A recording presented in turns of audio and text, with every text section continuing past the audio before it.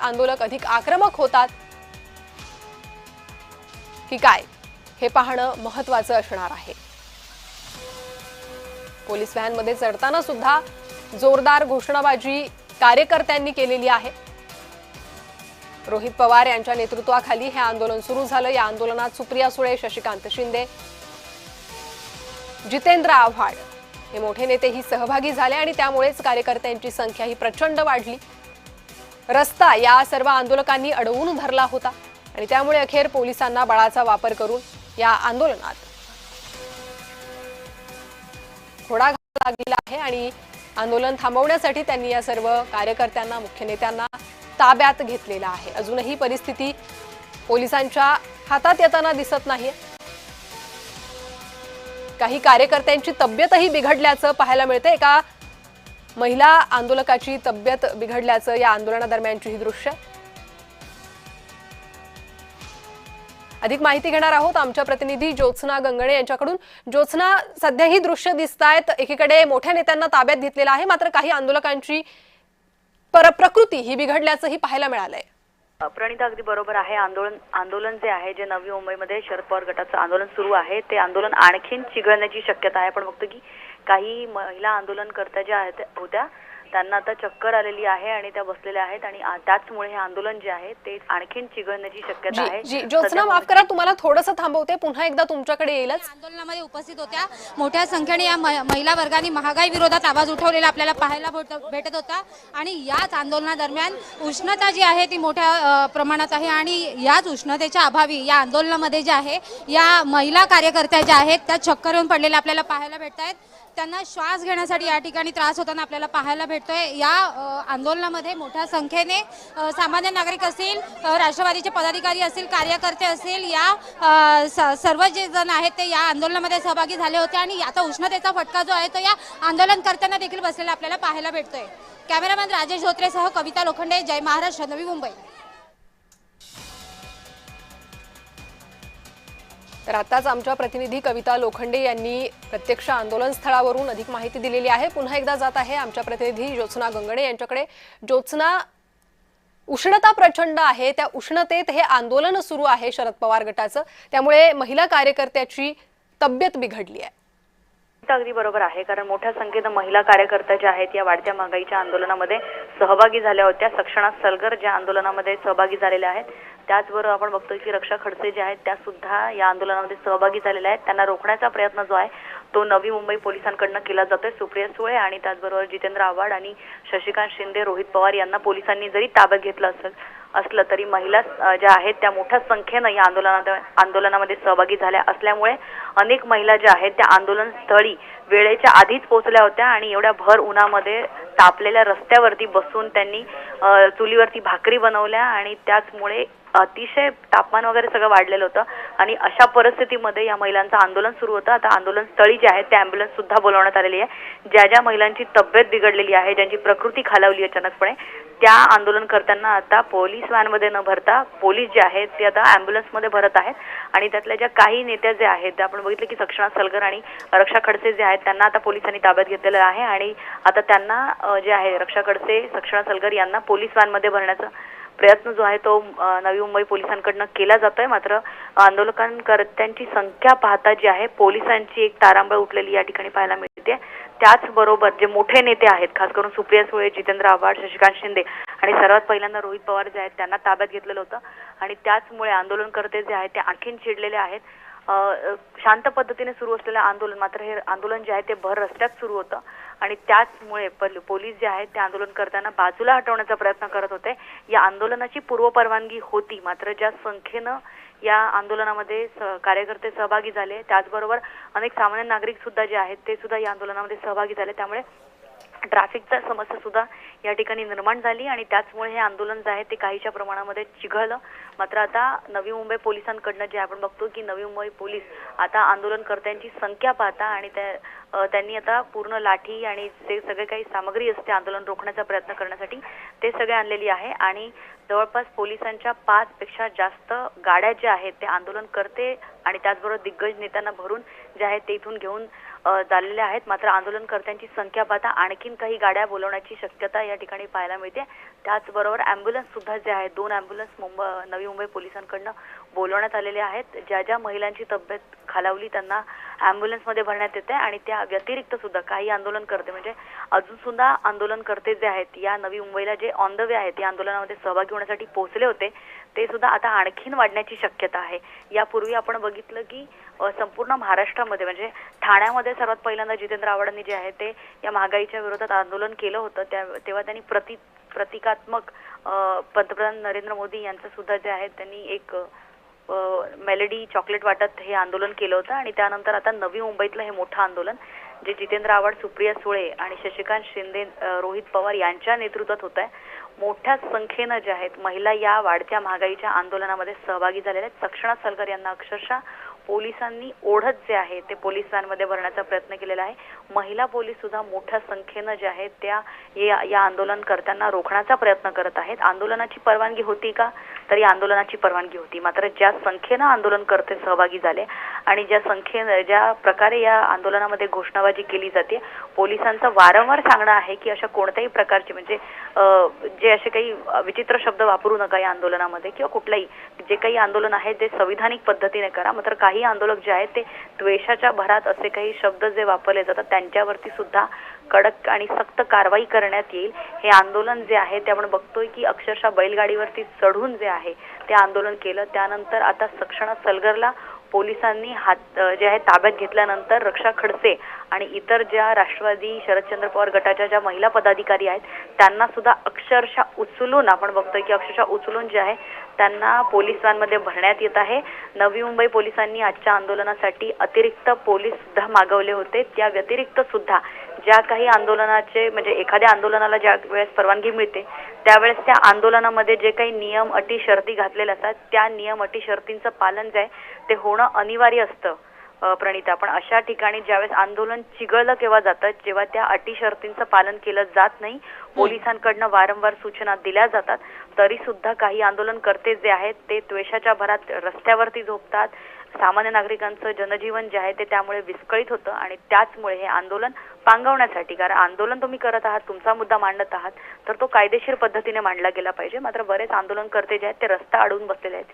सकाळची वेळ आहे, लोकांना सामान्य लोकांना जे आहेत ते त्यांच्या कामावरती जायचं असतं. अशा वेळेस ट्रॅफिक जॅम होणं इतकंच नव्हे तर आपण बघतो की अभिजित पवार जे विधान परिषदेसाठी त्यांनी कल्याण डोंबिवली या ठिकाणाहून जे अभिजित पवार जे नगरसेवक आहेत शरदचंद्र पवार गटाचे ते सुद्धा या आंदोलनामध्ये सहभागी झाले. विधान परिषदेसाठी त्यांनी अर्ज दाखल केलेला आहे. महाविकास आघाडीचे ते उमेदवार आहेत ते सुद्धा या आंदोलनामध्ये सहभागी झालेले आहेत.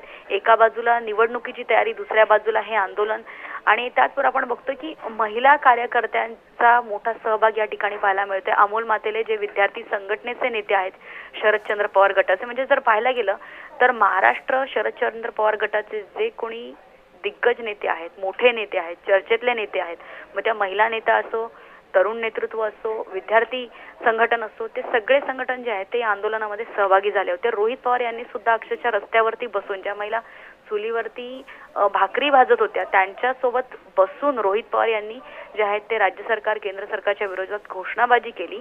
आणि जसं जसं या आंदोलनामध्ये आंदोलनकर्त्यांची संख्या वाढत चालली त्यावेळेस मात्र पोलिसांना जे आहे ते आंदोलन हे अडवावं लागलं. कारण ट्रॅफिक आपण बघतो की भर रस्त्यामध्ये हे आंदोलन सुरू होतं आणि सिडकोच्या समोर जे आहे पोलिसांनी या आंदोलनकर्त्यांना पहिल्यांदा सूचना दिल्या होत्या की तुमचं आंदोलन जे काही नियम अटी शर्ती आहेत त्यानुसार चालू दे. मात्र आंदोलनकर्ते ज्यावेळेस रस्त्यावरती उतरले तेव्हा मात्र पोलिसांना जे आहे ते थोडंसं कडक भूमिका घ्यावी लागली. पोलिसांना थोडंसं जे आहे त्या गर्दी पांगवण्यासाठी जे आंदोलनकर्त्यांना अक्षरशः ओढून बाजूला हटवावं लागलं. मात्र सगळ्यात महत्त्वाचं म्हणजे इतकं मोठं आंदोलन होत आहे ते आंदोलन हे फक्त शरदचंद्र पवार गटातच होत आहे. राष्ट्रवादीचं हे आंदोलन आहे. या आंदोलनामध्ये कोणत्याही म्हणजे महाविकास आघाडीचे इतर घटक जे आहेत ते सहभागी नाही झालेत. कारण आपण बघितलं की मागे जितकी आंदोलनं झाली होती महाविकास आघाडीची एकत्रित आंदोलनं झाली होती. मात्र महागाईचं आंदोलन जेव्हा सुरू आहे किंवा पेपर फुटीचं आंदोलन आहे, पुण्यामध्ये काँग्रेसचं जे आहे ते सेपरेट आंदोलन सुरू असतं, इथे नवी मुंबईमध्ये राष्ट्रवादीचं आंदोलन सुरू असतं. त्यामुळे राजकीय परिस्थिती सुद्धा जी आहे सध्या महाराष्ट्राची लक्षात येते. मात्र इथे आपण एक गोष्ट म्हणू शकतो की ज्या प्रकारे ही गर्दी जमा झाली, ज्या प्रकारे हे आंदोलनामध्ये आक्रमक पद्धतीनं कार्यकर्ते उतरले, त्यावरून एवढं लक्षात येते की महागाईच्या विरोधात जे आहे ते एक चांगला प्रतिसाद किंवा सध्या राज्यामध्ये देशामध्ये जी काही परिस्थिती ओढावली आहे महागाईची, त्या अनुषंगाने आपण म्हणू शकतो की मोठ्या संख्येनं अशा आंदोलनामध्ये आता सामान्य नागरिक आणि विरोधक जे आहेत ते मोठ्या संख्येनं उतरत आहेत. त्यामुळे शरदचंद्र पवार गटाचं एक मोठं शक्ती प्रदर्शन सुद्धा या समोर आपल्याला पाहायला मिळते की अगदी. मोठ्या संख्येनं जे आहेत म्हणजे त्यांच्या संघटनेचे आपल्याला तसं आपण म्हणतो की विरोधी पक्ष कुठे आहे, विरोधी पक्ष नेते किंवा विरोधी कार्यकर्ते जास्त पाहायला मिळत नाही. मात्र असं असताना सुद्धा आज शरदचंद्र पवार गटाकडनं जे आहे मोठ्या संख्येनं हे शक्ती प्रदर्शन जे आहे ते करण्यात आलेलं आहे आणि अनेक प्रकारची लोक अनेक प्रकारे वेगळ्या वेगळ्या म्हणजे फक्त पक्षाचे झेंडे न हाती घेता आपण बघतोय की अक्षरशः लोक जे आहे महागाईच्या विरोधात सिलेंडरचे प्रतिकृती सुद्धा यांनी आणलेल्या आहेत आणि सिलेंडरचे भाव जशा प्रकारे वधारलेले आहेत. आता सिलेंडरचे भाव कमी होतील की नाही हा एक वेगळा चर्चेचा मुद्दा आहे. मात्र ह्या सिलेंडर महागाईमुळे महिलांचं सुद्धा जनजीवन याकरता विस्कळीत झालेलं आहे. कारण किचन त्यांना सांभाळायचं असतं, घरावरती जो काही अतिरिक्त खर्च जास्त जमा होतो त्याची मोजमाप त्या महिला ठेवत असतात आणि अशा वेळेस सिलेंडर हा मुद्दा 2014च्या निवडणुकीमध्ये आपल्याला माहिती आहे की खूप मोठा गाजला होता आणि आता परत एकदा जेव्हा भाजप सरकार सत्तेत असताना परत हाच मुद्दा जो आहे सिलेंडर महागाईचा, इंधन दरवाढीचा, तोच मुद्दा जो आहे तो विरोधकांकडे आहे. याचाच अर्थ की सत्ता बदलत राहते, पक्ष बदलत राहतात, मात्र सामान्य माणसाला जो महागाईचा एक त्यांना त्रास भोगावा लागतो तो सामान्य माणूस आजही आपल्याला तशा प्रकारे रस्त्यावर पाहायला मिळतोय. सिलेंडरचे भाव कधी कमी होणार हाच सवाल जो आहे तो आता विरोधकांकडनं विचारला जातोय. जयंत पाटील हे सुद्धा या आंदोलनामध्ये सहभागी झाले. नुकतंच जयंत पाटील यांचेच भाचे प्राजक्त तनपुरे हे सुद्धा काही महिन्यांपूर्वी अशा प्रकारच्या आंदोलनामध्ये सहभागी व्हायचे. मात्र आता त्यांचेच भाचे शरदचंद्र पवार गटाचे प्राजक्त तनपुरे हे आता सत्तेत सहभागी झालेले आहे. त्यामुळे विरोधक जे आहेत ते नेमके कोण हा सुद्धा सवाल सामान्य माणसाला पडला असावा. कारण इतके दिग्गज नेते एका बाजूला जे आहे ते विरोधकांमध्ये येऊन आंदोलन करत असतात आणि त्यांचेच भाऊ बंधुकी जी आहे ती परत सत्तेमध्ये जात असते. त्यामुळे अशा प्रकारच्या आंदोलनामध्ये इतर संघटना किती सहभागी होत आहेत हा एक वेगळा विषय असतोच. पण त्याहीपेक्षा आज नवी मुंबई सारख्या ठिकाणी जे आहे ते शरदचंद्र पवार गटाचे कार्यकर्ते अक्षरशः आपण म्हणू शकतो की शेकडोच्या संख्येनं कार्यकर्ते जे आहेत ते या ठिकाणी जमा झाले. महिलांची संख्या अतिशय जास्त या आंदोलनामध्ये होती आणि त्यामुळे सुद्धा आता हे महागाईचं आंदोलन कुठपर्यंत राहील. कारण महाविकास आघाडीचं जर म्हणायला गेलं तर महाविकास आघाडीचं असं म्हणणं सुद्धा आहे की आता इथून पुढे महागाईच्या विरोधात महाविकास आघाडी जेव्हा जेव्हा आंदोलन करेल तेव्हा तेव्हा ती स्वतः एकत्र म्हणजे जसं सत्तेमध्ये आम्ही एकत्र महाविकास आघाडी स्थापित झाली होती त्याच प्रकारे आम्ही या सरकारच्या विरोधात जी आंदोलनं होतील त्यावेळेस आम्ही एकत्र या आंदोलनामध्ये उतरू. मात्र आता नवी मुंबईमध्ये हे आंदोलन आपल्याला पाहायला मिळतं राष्ट्रवादी शरदचंद्र पवार गटाचं. तर दुसरीकडे येत्या काळामध्ये सुद्धा महाविकास आघाडी अशाच प्रकारचं आंदोलन संपूर्ण महाराष्ट्रभर करणार असल्याची माहिती सुद्धा सूत्रांकडून मिळते. आणि जर राष्ट्रवादी शरदचंद्र पवार गटाच्या कार्यकर्त्यांची किंवा त्यांच्या पदाधिकाऱ्यांची एवढी मोठ्या संख्येनं जर लोक आंदोलनामध्ये सहभागी होत असतील तर महाविकास आघाडीचं ज्यावेळेस अशा प्रकारचं आंदोलन सुरू होईल तेव्हा मात्र एक खरंच राज्य सरकार समोर जे आहे ते मोठं चॅलेंज असेल.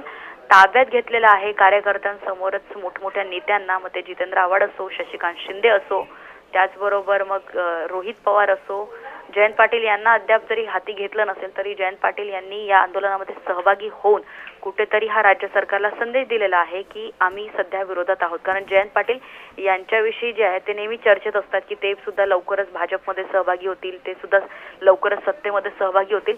मात्र जयंत पाटील सुद्धा आज या आंदोलनामध्ये सहभागी तेवढ्या सक्रिय पद्धतीने सहभागी झाल्यामुळे खरोखरच या आंदोलनकर्ते जे काही राष्ट्रवादीचे पदाधिकारी आहेत शरदचंद्र पवार गटाचे त्यांना सुद्धा आता त्यांचं सुद्धा मनोबल या गोष्टीने वाढलं असेल की स्वतः एवढे दिग्गज नेते जे आहेत ते सामान्य माणसाच्या म्हणजे त्यांच्या वाढत्या महागाईसाठी सामान्य माणसाच्या आवाजासाठी ते रस्त्यावरती उतरले. त्यामुळे हे आंदोलन जे आहे या आंदोलनाचे पडसाद आता दूरवरती पाहायला मिळतील. इतकं नव्हे तर आज दुपारी जी महायुतीची पत्रकार परिषद होणार आहे त्या महायुतीच्या पत्रकार परिषदेमध्ये हा मुद्दा नक्कीच उचलला जाईल की राज्यामध्ये इतके मोठे दिग्गज नेते रस्त्यावरती उतरून महागाईच्या विरोधात आंदोलन करत आहेत तर महागाई ही नेमकी कधी कमी होणार असा प्रकारचा सवाल आजच्या महायुतीच्या पत्रकार परिषदेमध्ये नक्कीच आपले प्रतिनिधी विचारतील आणि त्याचं उत्तर जे आहे ते राज्य सरकारला द्यावं लागेल. फक्त विधान परिषदेच्या निवडणुकांबाबत किंवा विधान परिषदेची लिस्ट सांगणं एवढंच फक्त सरकारचं किंवा कुठल्याही पक्षाचं काम नसतं तर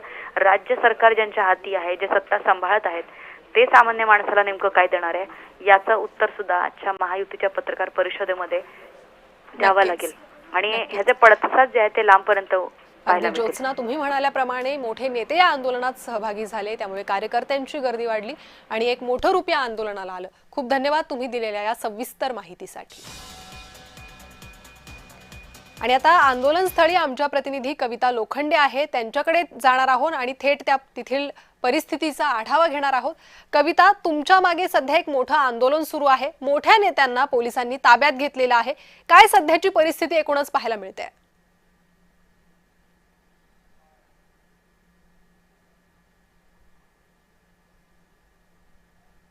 कविता, माझा आवाज तुमच्यापर्यंत पोहोचतोय? काही तांत्रिक अडचणींमुळे कविता यांचा आवाज आपल्यापर्यंत येत नाहीये, मात्र पुन्हा एकदा त्यांच्याशी थेट संपर्क करण्याचा प्रयत्न करणार आहोत. तर सध्याची ही मोठी दृश्य आपण पाहतोय. नवी मुंबईत पवार गटाचं हे आंदोलन, मोठे नेते या आंदोलनात सहभागी झाले, त्या नेत्यांना पोलिसांनी ताब्यात घेतलं. त्यानंतरही कार्यकर्ते ठिय्या मांडून बसलेले आहेत.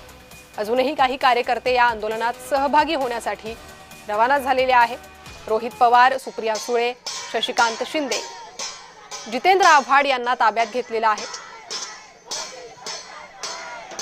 खडसे सलगर यांनाही ताब्यात घेण्यात आलेलं आहे. मात्र त्यानंतरही कार्यकर्ते जोरदार घोषणाबाजी करतायत, राज्य सरकारचा निषेध करतायत. महागाई विरोधातलं हे एक मोठं आंदोलन नवी मुंबईत सध्या सुरू आहे. पवार गटाकडून हे आंदोलन छेडण्यात आलेलं आहे. मोठ्या नेत्यांनी पुढाकार घेतला आणि त्याचमुळे या आंदोलनानं आणखी मोठं रूप धारण केलं, ज्यामुळे पोलिसांना हस्तक्षेप करावा लागला. रस्त्यावर बसलेल्या या कार्यकर्त्यांना हटवावं लागलं. पांगवापांगवीचा प्रयत्न पोलिसांकडून करण्यात आला, मात्र कार्यकर्त्यांची संख्या बघता अखेर पोलिसांना बळाचा वापर करावा लागलेला आहे. मोठ्या नेत्यांना ताब्यात घ्यावं लागलेलं आहे. त्यानंतरही कार्यकर्त्यांकडून आंदोलन हे सुरूच आहे. महागाई विरोधात शरद पवार गटाचं हे आंदोलन थाळ्या बडवत प्रतिकात्मक पद्धतीनं हे आंदोलन शरद पवार गटाकडून करण्यात आलं. मोठे नेते आंदोलनात सहभागी झालेले आहेत. महागाईची झळ ही सर्वसामान्यांच्या घरापर्यंत पोहोचली. गॅस मिळणं कठीण झालं. सीएनजी, पेट्रोल, डिझेलचे दर वाढले आणि याचा परिणाम प्रत्येक घटकावर झाला. वस्तू महागल्या, भाजीपाला महागला. त्यामुळे सर्वसामान्य हा अडचणीत आला आणि अशात विरोधकांनाही मोठा मुद्दा मिळाला, ज्यामुळे सरकारच्या कोंडीचे प्रयत्न करण्यात येत आहे. राज्य सरकारला धारेवर धरत चुलीवर भाकऱ्या बनवत सरकार विरोधात घोषणाबाजी करण्यात येते. महिला कार्यकर्त्या पवार गटात